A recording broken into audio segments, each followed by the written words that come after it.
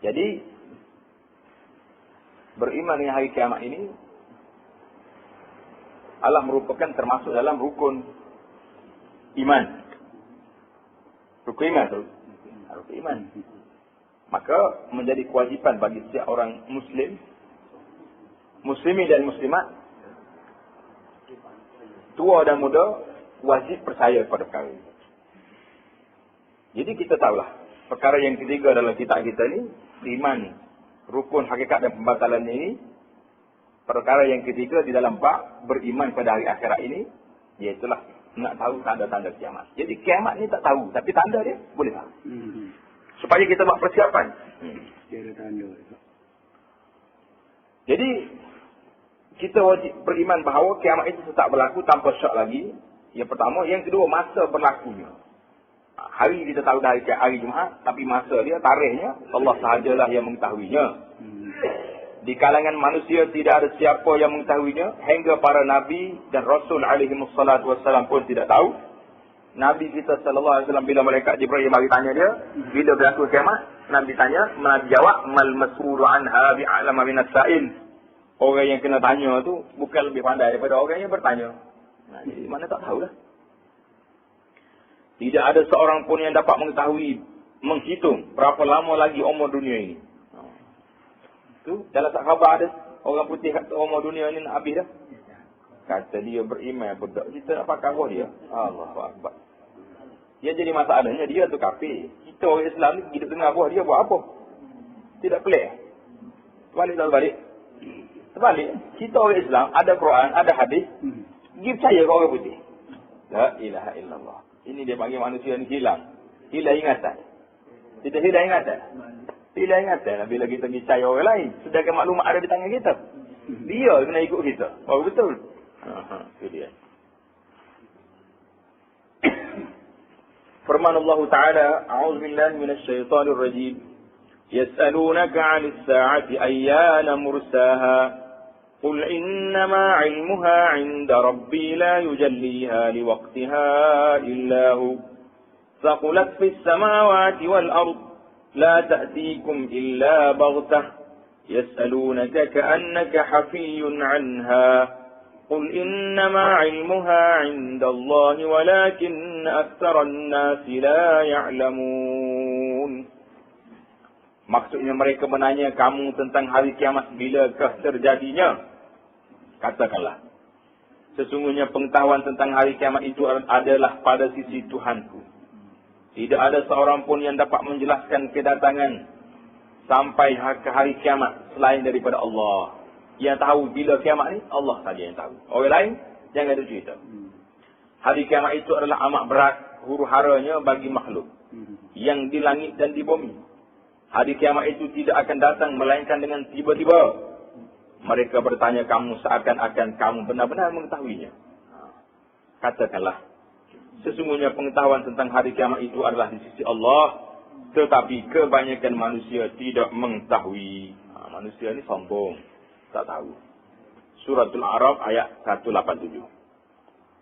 Wajib kita beriman dengan alamat-alamat kiamat menurut keterangan yang sabit daripada Rasulullah sallallahu alaihi wasallam, yaitu alamat-alamat kecil yang pada umumnya terdiri daripada kerosakan manusia pada akhir zaman. Lahirnya fitnah di kalangan mereka kerana jauhnya mereka daripada petunjuk Allah dan minhaj para rasul. Yang kedua, alamat-alamat yang besar. Alamat yang besar ni bila terjadi? Apabila betul-betul nak kiamat dah.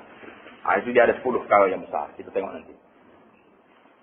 Di antara hadis-hadis sahih yang menerangkan alamat-alamat kecil bagi kiamat ialah yang pertama, sabda Rasulullah sallallahu alaihi wasallam, bu'ithu ana was-sa'ah kahataini wa asyara bis-sababati wal-wusta.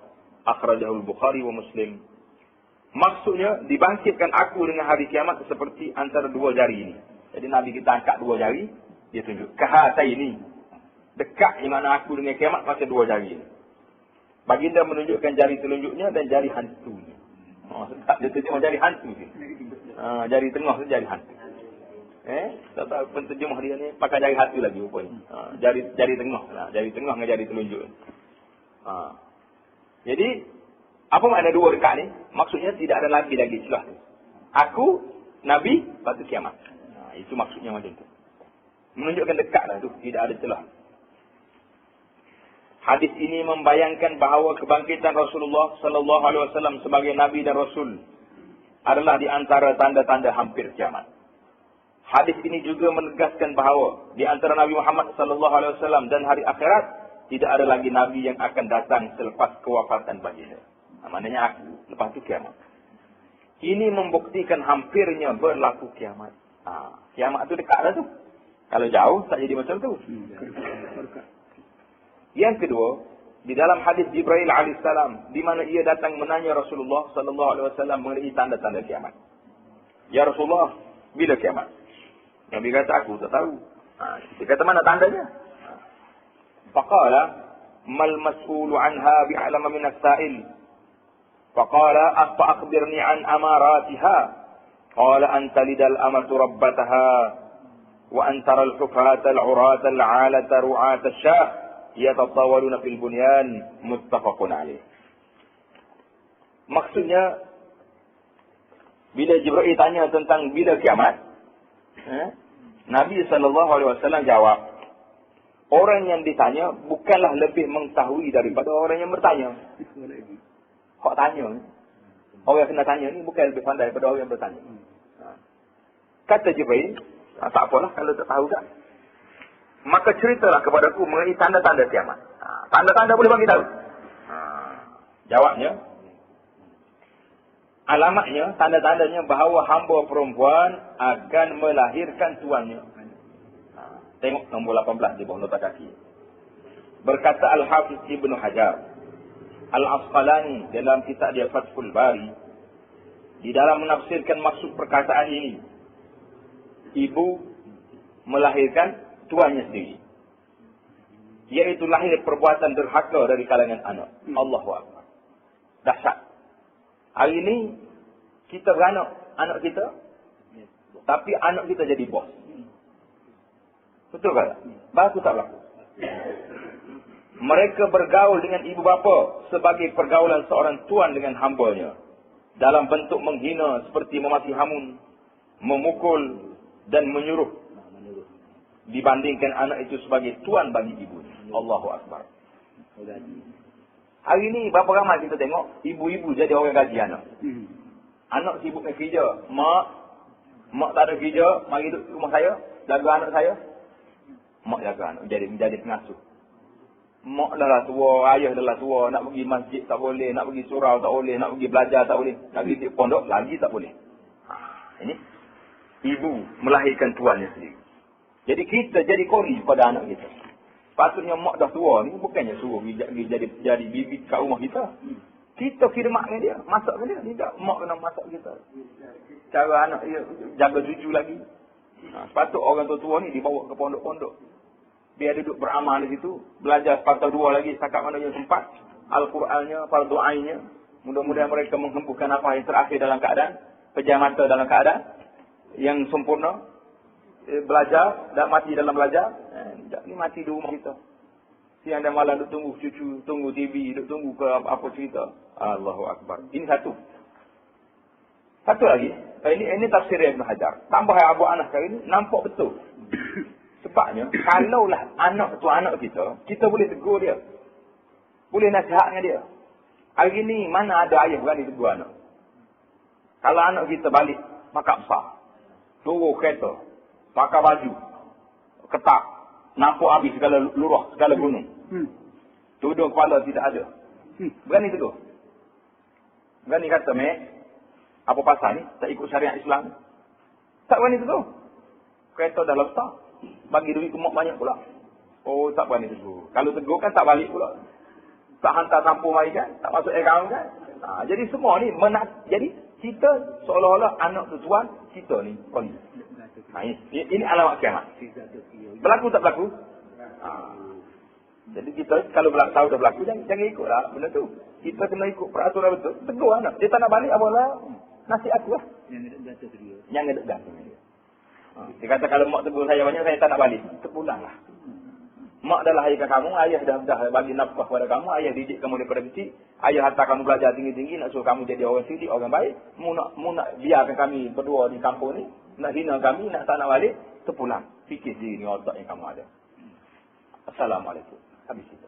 Tak berani kata. Tak berani. Kalau berani cara ni, kita boleh angkat salam penghormatan kepada dia. Mana lagi? Itu yang pertama baru tu. Contoh yang pertama. Yang kedua, tanda-tanda lagi engkau melihat orang-orang yang berkaki ayam.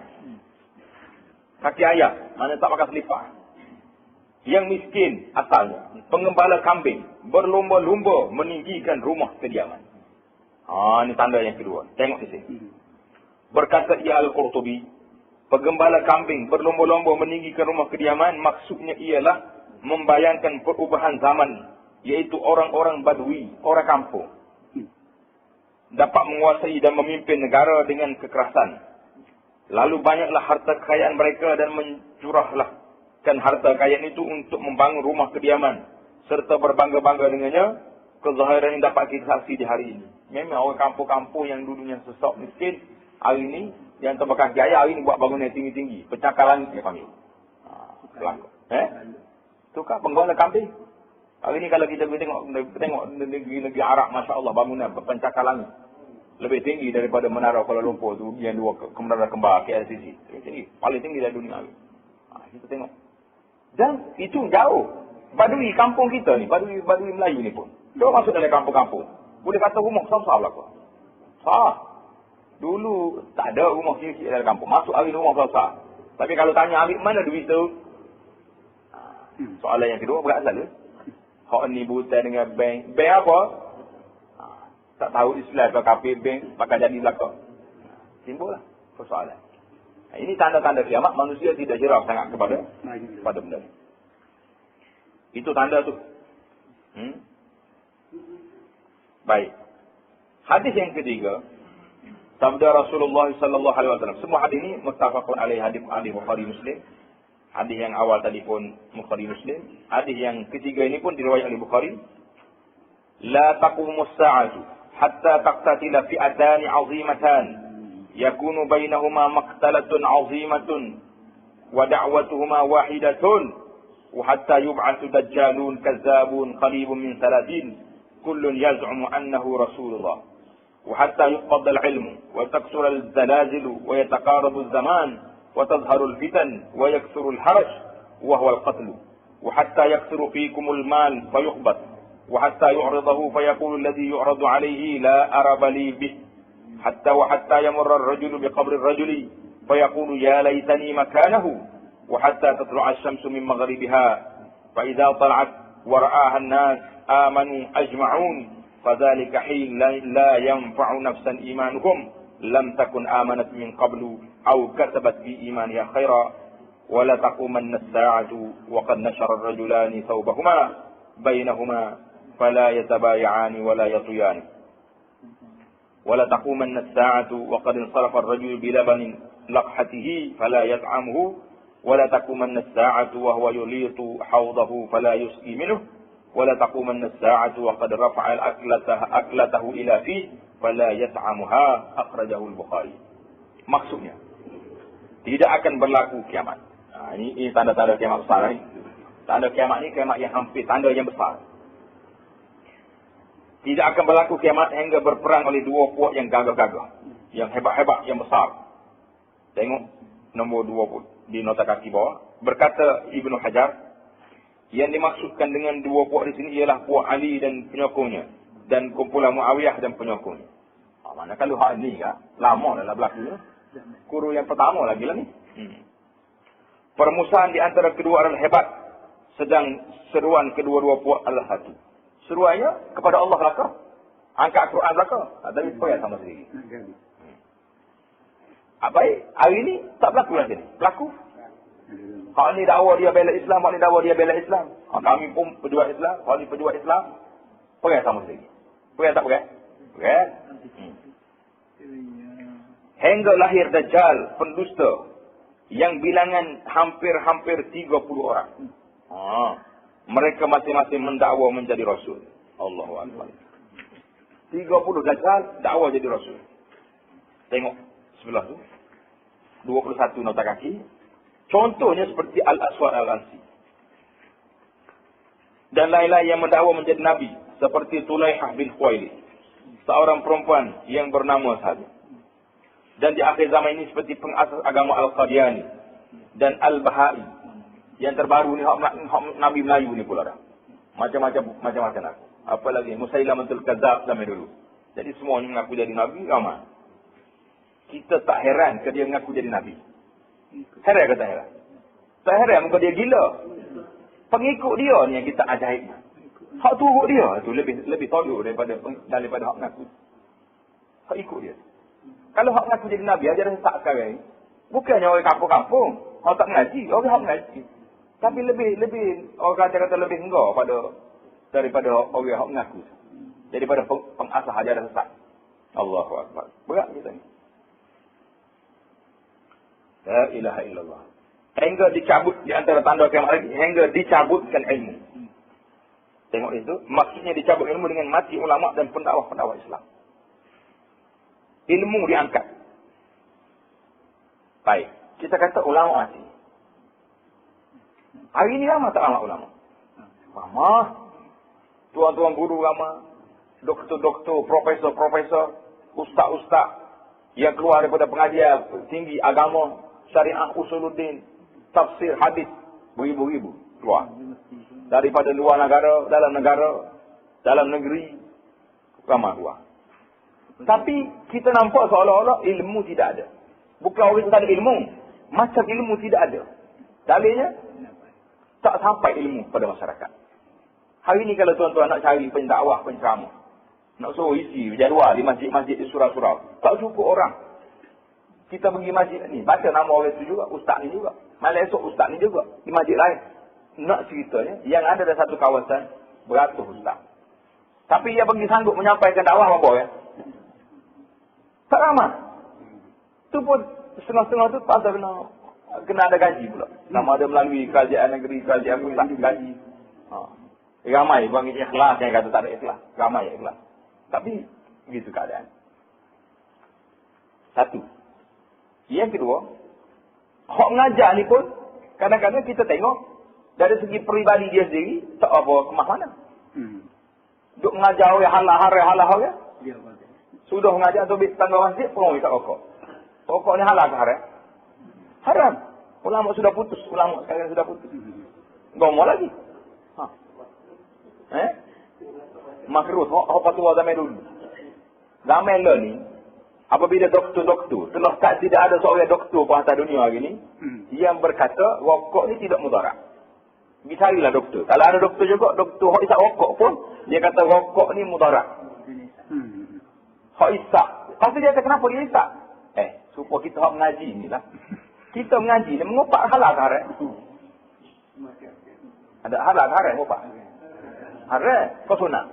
Lepas tu dia mengupak orang boleh tu. Dia masalah hukum satu. Masalah buat satu. Jadi hari ni, rokok sudah fatwa. Majlis Malaysia fatwa, majlis ulama antarabangsa fatwa, haram. Sudah mengajar, pong isap rokok. Habis ustaz. Sudah tak ada lama pula. Jumpa pula dia kedai kopi. Dia kecek ngawet tino kedai kopi. Esok jumpa di beriba. Ustaz juga. Bukan nak sudah kau ustaz. Nak cerita ni maksudnya. Perkembangan ilmu hari ni. Betul-betul. Nak suruh bahas. Tanda-tanda kiamat. Nabi kata. Yuqbadul ilmu. Diangkatnya ilmu. Ada ulama mengatakan. Diangkat ilmu sini. Dengan makna matinya para ulama. Mati tu guru. Tidak ada pengganti. Ada pengganti. Bukan tidak ada pengganti. Tok guru ni mati, mari pun orang lain jadi tok guru. Ustaz ni mati, mari ustaz lain pula. Tapi perkembangan ilmu tu macam tidak bergerak. Macam tidak bergerak. Buktinya, coba pergi tengok orang tu. Kalau dia duduk atas masjid, tak saya sunat. Tak bayar situ. Dia duduk ngaji dengan tok guru dia mengajar. Jadi seolah-olah ilmu tu tak sampai dia. Jadi ini maksudnya yuqbadul ilmu diangkat, mana keberkatan ilmu telah ditarik, orang belajar tidak beramal. Belajar. Tidak beramal. Coba pergi duduk kat depan beriba. Ni pagi ni, pergi duduk siapa? Bila ada orang masuk, tanya dia, buat apa tu? Dia kata buta duit. Bank ni bank Islam atau riba? Tanya dia. Supaya ada atau riba belakang. Gitulah jawab dia. Seolah-olah dia memikir. Halal dengan haram. Sama ya. Dia duduk di pajak gajah. Tidak Islam pula. Akhir-akhir mari ada orang yang majak gajah. Kan arah nu ada. Cara Islam sedikit. Lebih baik daripada hak ni. Maknanya seolah-olahnya tak masuk dalam kepala dia halal haram. Itu maksudnya yuqbadul ilmu. Boleh kita tafsirkan bahawa ilmu itu diangkat bermakna keberkatan ilmu tak masuk dalam kepala manusia. Ini bahaya ni. Kalau nak cerita lagi panjang. Ya, tanda yang seterusnya lagi, banyak berlaku gempa bumi. Allahu Akbar. Hari ni gempa bumi berlaku tak berlaku? Banyak sekali. Baru ni di Jepun. Ni mana pula Allahu Alam itu selamat lah. Jangan mari kapur kita lah. Gempa bumi kan dia mari dia kena berlaku. Kena berlaku. Hak baik pun kena, hak tak baik pun kena. Ini jadi kena, jangan kata tak kena. Habis Assalamualaikum berlaku dia mari. Tu maksud tsunami di Aceh tu sebuah masjid yang tak untung. Itu kadang-kadang Allah Taala nak tunjuk. Aku pergi masjid aku ni. Alai habis hancur pun. Jangan kata jangan sedap hati. Apa ni? Wattaqu fitnatan la tusibanna alladhina zalamu minkum khassah. Sebut aku wattaqu fitnatan. Takutlah bala bencana fitnah mari, dia tidak pergi kena orang zalim lah. Dia banyak kali yang betul, kampung tu dia komen belakang. Sekali dengan suku dalam kampung tu kena. Sebab suku tak ada kan. Kena sekali dengan dia. Cuma bila baki hari kiamat esok, suku ni lepas lah. Sebab dia tahu manusia. Tapi masa matilah dia ya. Assalamualaikum, innalillah juga lah dia pun. Dia mati. Masa menjadi hampir. Macam mana masa menjadi hampir? Tengok nombor 22. Maksudnya, masa menjadi hampir ialah kehilangan berkat daripada tiada sesuatu sehingga daripada masa itu sendiri. Allahu Akbar. Sila berkat. Hingga jadilah keberkatan dan pengambilan faedah daripadanya dalam masa setahun seperti sebulan. Dalam sebulan seperti seminggu. Dalam seminggu seperti sehari. Dalam sehari seperti 1 jam. Tengok Fathul Bari kata. Hari ni masa panjang ke pendek? Kita rasa pendek. Dia 24 jam juga. Daripada zaman dulu lagi sampai hari ni pun 24 jam. Tapi hari ni kita rasa pendek. Sebab apa? Sebab berkat masa tak ada. Ulama-ulama zaman dulu, dia boleh mengajar berpuluh buah kitab hari. Dia boleh mengarai kitab lagi. Dia boleh baca Quran lagi. Dia boleh ibadat lagi. Cukup masa 24 jam. Mari zaman kita lah ni, ibadat pun tak sempat. Baca Quran pun tak ada. Nak ngaji lagi tak cukup masa. Habis masanya kepada cari makan, berehat, buat, pergi sama ni. Hilang berkat tu. Lari gitu je. Hanya gitu. Ini dipanggil masa jadi dekat. Seolah-olah macam tu. Orang dulu dalam masa ini, kita macam buat tu. Setahun tu dia boleh buat benda-benda. Tapi setahun sama kita ni, kalau nak banding orang salih sama dulu, seolah-olah seminggu ya. Tak ada nak buat apa. Itu maksudnya. Setahun dah. Setahun. Cik tengok Quran, tak khatir apa sekali. Kita belajar, tak habis sebuah kita. Maya sunat, tak cukup 1000 rakaat, lagi setahun. Kita rasa, seolah-olah orang dulu buat kerja seminggu ya. Bila kita buat tahu masa. Hilang gitu ya. Haba'an mansura. Dia laju pergi. Itu satu tafsiran. Tafsiran lain pula mengatakan bahawa masa dekat tu, mana perjalanan manusia jadi kecil. Dulu orang lagi Mekah naik bulan, naik kapal api. Lepas tu mari kapal laut biasa, kapal layar kan naik bulan. Lepas tu mari kapal api 3 bulan. Mari kapal minyak 2 minggu. Mari kapal terbang 8 jam. Sikit lagi keluar kapal apa pula tahu lah. Boleh jadi dalam masa 2 jam sampai Mekah. Boleh pergi main mak balik pula. Mengajar sini malam Sabtu. Betul dia Nak dekat. Jadi itu pun salah satu daripada tafsiran. Dan memang berlaku. Dan alamat kiamat ni, mana masa dia dekat, manusia mudah pergi mari. Dulu, orang nak pergi. Awak nak pergi mana tu musafir? Nak pergi Kota Baru. Allah kira salah lah kau itu, kira salah kau ini, kira salah kau ini. Sebab nak pergi jauh. Berapa hari jalan kaki? Hari ni tak payah kira salah dah. Atau kalau kira salah hari ni saya rasa tak nak bawa dah kira salah. Kira salah buat apa nombor telefon masing-masing ada? Cek, halo. Assalamualaikum. Apa khabar? Lama tak jumpa. Sihat. Nak kira salah buat apa lagi? Assalamualaikum. Ni telefon. Baru nampak kita tu ingat ke kawan. Ni kat kiri salah. Malah ni.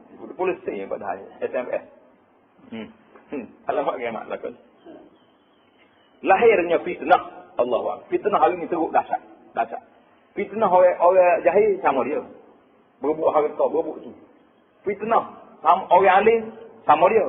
Tuduh menuduh. Hak ni kata hak ni kafir, hak ni kata hak ni sesat, hak ni kata habis. Tak selamat habis dunia hari. Atas masjid pun tak selamat, luar masjid pun tak selamat. Ini fitnah berlaku hari ni. Fitnah orang politik. Ijab ibu pula. Oh, fitnah pula tak. Tak habis lah. Jadi fitnah berlaku. Berlakunya pembunuhan yang sangat banyak. Ramai sangatlah. Pembunuhan yang berlaku. Tengok ni, tanda lagi. Hingga bertimbun padamu harta kekayaan dan melimpah ruah sampai menjadi keberatan ke atas tuan harta. Siapakah yang akan menerima sedekah?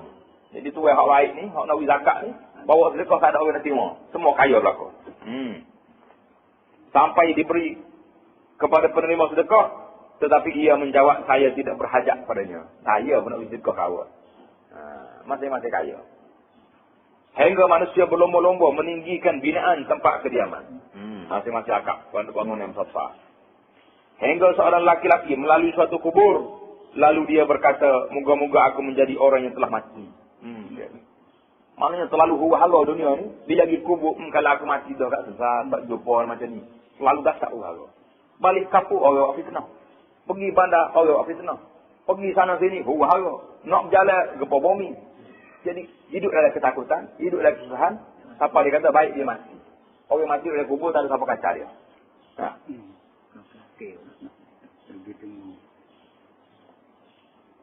Hingga naik matahari daripada pihak barat. Ini yang terakhir ni. Alamat ini adalah iman yang besar bagi kiamat. Tengok nombor 24 letak kaki. Selain daripada ini, lagi alamat kecil. Jadi alamat hak naik matahari ini alamat besar. Apabila matahari naik daripada pihak barat dan disaksi oleh manusia, mereka sekalian akan beriman. Itulah dia masa yang iman seorang tidak memberi manfaat kepada dirinya sendiri yang belum beriman sebelum itu. Atau ia belum berusaha mengerjakan kebaikan dalam masa ia beriman.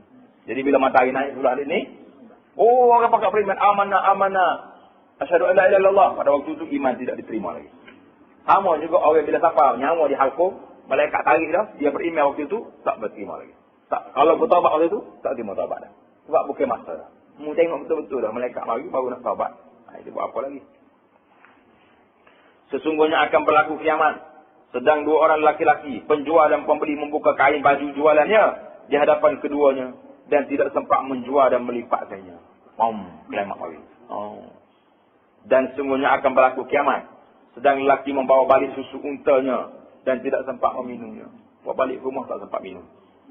Dan sungguhnya akan berlaku kiamat. Sedang ia mengangkat suapan makanan ke mulut. Dan tidak sempat makannya. Tak ada masuk dalam mulut lagi. Pakai kembali tertiup sangkakala dah. Dalil yang keempat.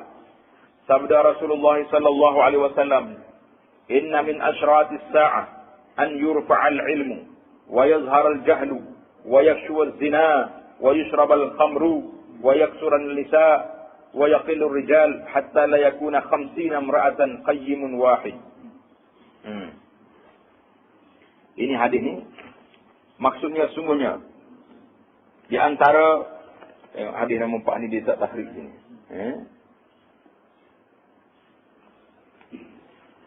Di antara tanda-tanda kiamat ni ialah terangkatnya ilmu. Jadi huraiannya macam tadilah, ilmu diangkat sama ada mati ulama ataupun ulama tak beramal. Lahirnya kejahilan. Ramai sangat sekarang. Tersebar banyaknya perbuatan zina. Jumpa anak yang dicampak kat sana sini. Itu hak beranak. Hak tak beranak. Hak zina tak beranak. Boleh bayangkan. Hak zina beranak. Yang didaftarkan di Pejabat Dasar Negara. Setiap 17 minit 7 saat. Ada seorang anak didaftarkan di Pejabat Dasar Negara. Dalam angka perincian. 17 minit 7 saat.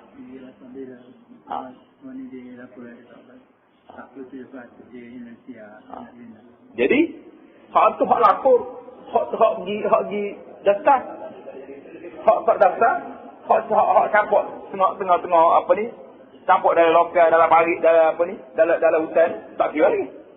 Lepas tu hak tak beranak pula, hak zina tak beranak, tak banyak. Allahu Akbar. Tersebar banyaknya minuman keras. Hari ini minuman keras berata-pita. Pergilah di mana atas dunia ni, orang minum aku. Banyak bilangan perempuan dan sedikit bilangan laki-laki hingga jadi bagi 50 orang perempuan, seorang laki-laki penjaga mereka. Cakap lagi. 50 orang perempuan, seorang yang laki-laki. Islam bagi kahwin 4 lah. Macam mana nak buat? Ini terpaksa. Ini antara alamat kiamat. Yang kelima, hadis yang kelima. Hadis Abu Hurairah radhiyallahu taala anhu menceritakan, anna rajulan qala li Rasulillah sallallahu alaihi wasallam, "Mata as-sa'a?" Faqala, "Idza duyi'atil amanatu fantadhir as-sa'a." Qala, "Wa kayfa ida'atuha?" Qala, "Idza usnida al-amru li ghairi ahlihi fantadhir as-sa'a." Akhrajahu Bukhari. Maksudnya seorang laki-laki datang menanya Rasulullah sallallahu alaihi wasallam, bilakah berlakunya kiamat? Tak juga soalan orang ni tak. Orang tanya, bila berlaku kiamat ya Rasulullah? Baginda sallallahu alaihi wasallam menjawab, apabila telah hilang amanah, maka tunggulah kiamat. Hari ni amanah kalau kita simpan dengan orang bagai, ada harapan dan ambil balik. Payah. Ada lagi yang amanah tapi sedikit. Pergi simpan di tempat-tempat yang resmi, bukan kadang-kadang resik hilang. Paling habis juga barang. Ini berlaku. Laki-laki itu menjawab, bagaimana cara hilangnya? Baginda sallallahu alaihi wasallam menjawab, apabila diserahkan suatu urusan kepada bukan ahlinya, maka tunggulah kiamat. Kita serah urusan kepada bukan ahlinya. Hari ini, tuan-tuan tengok, pegawai-pegawai yang dilantik menjaga jabatan agama. Apakah orang agama? Bukan ahli. Ustaz apa tidak, apa lagi tua guru. Orang yang jaga agama, pejabat agama. Pegawai yang terlibat dengan masalah zakat, masalah harta umat Islam. Bukan orang agama. Ini menunjukkan bahawa di antara tanda kiamat. Usidal amru ila ghairi ahli. Diserahkan jawatan kepada bukan ahli dia. Macam mana dia nak tarbiyah? Dia pandai urusan tarbiyah, tapi dia tak pandai dari segi agama. Benda ni benar terlibat dengan agama. Maka ini yang berlaku. Ini tanda kiamat. Jadi bila serah benda ni, urusan agama. Urusan lain. Kita tengok, malang lah, nasib malang pada agama ni. Heran sungguh kita. Kalau jawatan lain, hospital, yang nak jaga hospital ni, mesti kena pakar dia. Doktor-doktor pakar baru boleh jaga jabatan di hospital, jabatan benda. Tapi jabatan agama ni tak apa. Siapa-siapa boleh pergi jabatan. Itu masalah. Berbeza sangat. Yang keenam. Sabda Rasulullah sallallahu alaihi wasallam, la taqumus sa'atu hatta yuqatil al-muslimun al-yahud fayaqtuluhumul muslimun hatta yaqtabi al-yahud min wara'il hajari was-shajar wa yaqulu al-hajar was-shajaru ya muslim ya abdallah hadha yahudiyyun khalfi fata'ala faqtulhu illa al-gharqad fa innahu min shajar al-yahud. Akhrajahu al-Bukhari wa Muslim. Tidak berlaku kiamat hingga orang-orang Islam berperang dengan orang-orang Yahudi. Orang-orang Islam dapat membunuh mereka hingga seorang Yahudi bersembunyi di belakang batu atau pohon kayu. Lalu bersuaralah batu atau pohon kayu itu, wahai Muslim, wahai hamba Allah, ini orang Yahudi di belakang aku. Marilah membunuhnya. Pokok cakap. Ini alamat kiamat. Pelik apa kah? Pokok cakap. Tak. Hari ini kita cakap dengan apa? Dengan kayu kita cakap. Dengan batu, dengan besi kita cakap. Pokok cakap boleh. Pokok ni kata, ya Muslim, ini Yahudi di belakangku. Mari membunuhnya. Kecuali pohon gharqat sahaja. Pokok gharqat ni yang tidak bersuara. Kerana ia adalah pohon kayu orang Yahudi. Jadi ada juga tali barut mereka. Tali barut ni, pokok gharqat ni dipanggil pokok tali barut. Dia tak mahu cerita kepada kita di mana ke Yahudi. Itu dia panggil pokok Yahudi. Banyak lagi lah. Tanda-tanda kiamat itu cukup banyak, cukup besar. Kita tengok sini. Habislah. Adapun tanda besar mengenai kiamat terdapat dalam hadis-hadis sahih menyebut 10 tanda. Seperti dalam hadis Huzaifah bin Usaid al-Ghifari menceritakan, "Ittala'an Nabi sallallahu alaihi wasallam wa nahnu natadzakaru faqala wa ma tatadzakarun qalu nadhkuru as-sa'ata qala innaha lan taquma hatta taraw qablaha 10 ayat zakara ad-dukhan wad-dajjal wad-dabbah wa tulu' asy-syamsi min maghribiha wa nuzul Isa ibn Maryam wa ya'juj wa ma'juj wa thalathata khusuf khasfun bil mashriqi wa khasfun bil maghribi wa khasfun bi jaziratil arab wa akhiru zalika narun takhruju min al-yaman tatrudu an-nas ila mahsyarihim akhrajahu Muslim. Maksudnya Nabi sallallahu alaihi wasallam telah datang menemui kami sedang kami sedang bermuzakarah. Jadi sahabat-sahabat tengah duduk cakap, Nabi mari. Baginda bertanya, apa yang sedang kamu bermuzakarah tu? Kamu bincang apa tu? Kami menjawab, kami sedang mengingati hari kiamat. Kami hidup bincang tentang hari kiamat ya Rasulullah, bincang tentang hari kiamat. Baginda berkata, hari kiamat tidak akan berlaku hingga kamu dapat melihat 10 tanda-tanda. Ini dipanggil tanda besar, tanda kiamat besar. Lalu baginda menyebutnya iaitu, satu, keluarnya asap. Yang kedua, lahirnya Dajjal. Yang ketiga, keluarnya binatang melata, dabbah. Yang keempat, naiknya matahari daripada pihak barat. Yang kelima, turunnya Nabi Isa bin Maryam dari langit, turun ke bumi semula. Yang keenam, keluarnya Ya'juj dan Ma'juj. Yang ketujuh, berlaku gerhana 3 kali. Gerhana di sebelah timur, gerhana di sebelah barat, gerhana di sebelah semenanjung tanah Arab. Dan akhir sekali keluar api daripada tanah Yaman yang menghalau manusia kepada tempat perhimpunan mereka. Jadi di sini kami jelaskan tanda-tanda kiamat yang penting satu persatu menurut pandangan ulama hadis. Insya-Allah kita akan sambung perbincangan kita ini di dalam jalsah kita yang akan datang.